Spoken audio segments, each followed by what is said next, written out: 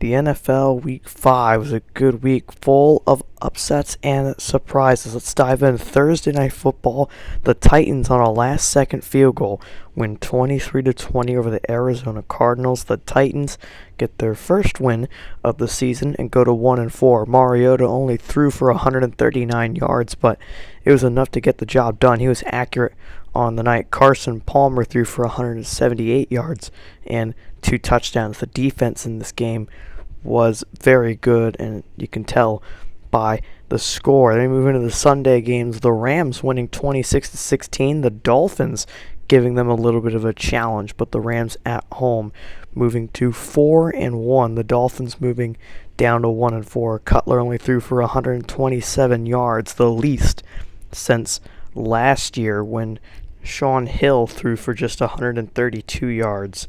But Cutler turned over the ball as well. Goff did 3 times in this game, a little bit concerning.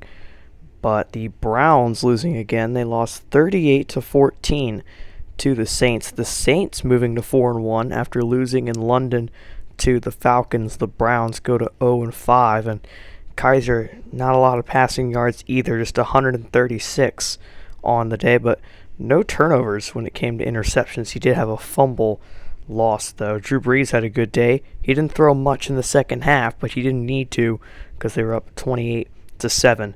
Then the Eagles dropping on the road, a rainy day in Boston. The Patriots take advantage 20-6. The Eagle offense just could not find the end zone. Carson Wentz 16 for 37. It was a rough day. Tom Brady, no touchdown passes, but just like we said with the Saints, they didn't really need to run the ball. Gillislee 2 touchdowns on the day, so Brady only throwing for 184 yards, but again, conditions were not fun up north. Then the Cowboys holding off Carolina 26-21. Dallas goes to 4-1. Carolina falls to 2-3 going into their bye week. Cam Newton with an interception early allowed the Cowboys to go up 14-7 at halftime. Zeke having a big day, and so did Dez Bryant. So Carolina will look to rebound in week 7. The Cowboys face the Giants, so they'll look to go to 5-1. Upset number 1, the Jets win 38-31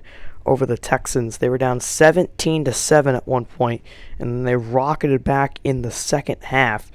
And a late interception by Deshaun Watson gave the Jets momentum to come back. McCown turned it over twice, but the defense was able to help him get it back. How about Will Fuller, the day of his career? 6 receptions, 163 yards, and 2 touchdowns. Jermaine Kearse with his biggest game as a Jet. Upset number 2, the Broncos upset a red-hot Vikings team 34-17. The Vikings just could not get anything on offense in the first half. 3 points in the first half for the Vikings. Case Keenum was not very accurate, and he turned over the ball with an interception. C.J. Anderson had 2 touchdowns on the ground, and Trevor Siemian played like he did early last year. Very consistent and a very good game from him. The 49ers get their first win of the year after getting blown out 56-10. They win 30-22. C.J. Beathard threw an interception early, and the 49ers got down early, but a great first half other than that. 21 for 33, 218 yards,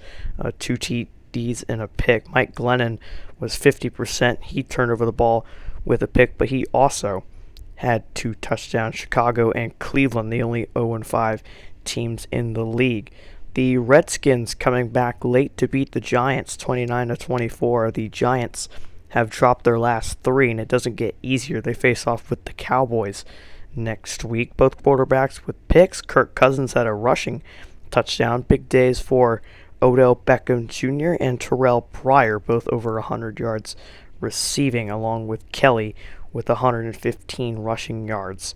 Then the Baltimore Ravens and the Indianapolis Colts. The Colts held in there for a while, but Baltimore able to get the job done 35-22 over the Colts. Joe Flacco, best game of the season for him. 4 touchdowns on the day. Jacoby Brissett threw for more yards, just wasn't accurate. But nonetheless, the Colts could not stop the Ravens' rushing game, and Mike Wallace having 2 receiving touchdowns. Jacoby Brissett threw for a touchdown as well. Upset number 3, the Lions beating an undefeated Raiders squad 28-24. The Raiders were at the 7-yard line with 1 second left. They couldn't connect in the end zone. Derek Carr threw for 352 yards. Matthew Stafford with a rolled ankle in the fourth quarter on that last touchdown. He's questionable for next week's game against the Tampa Bay Buccaneers, but nonetheless, big days for Kenny Golladay. And then the Falcons and the Bucks. Here's upset number 4, 28-21. Tampa Bay giving Atlanta their first loss of the season. Jameis Winston, what do you know? He has a good day, and he still has an interception, though. But Mike Evans, 7 receptions, 83 yards, and a TD. Matt Ryan struggled in the second half. Nonetheless, he still only had 10 incompletions somehow.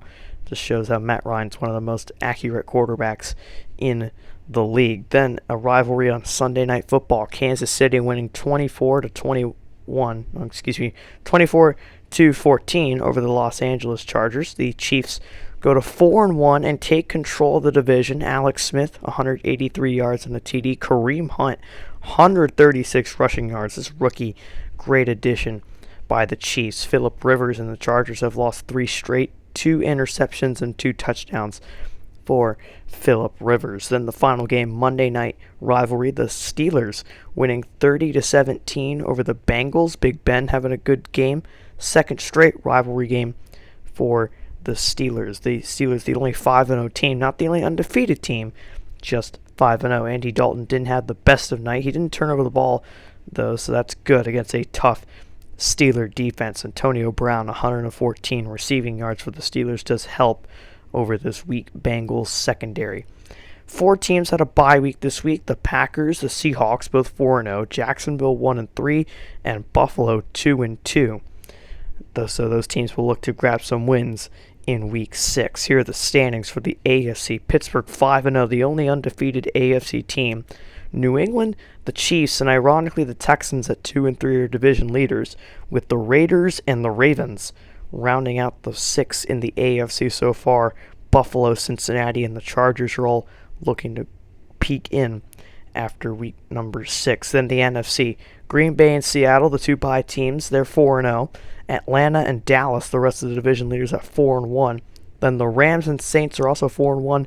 The Eagles, Vikings, and Lions at 3-2. The Panthers could also be a dark horse playoff team. This is American Sports Coverage, signing off.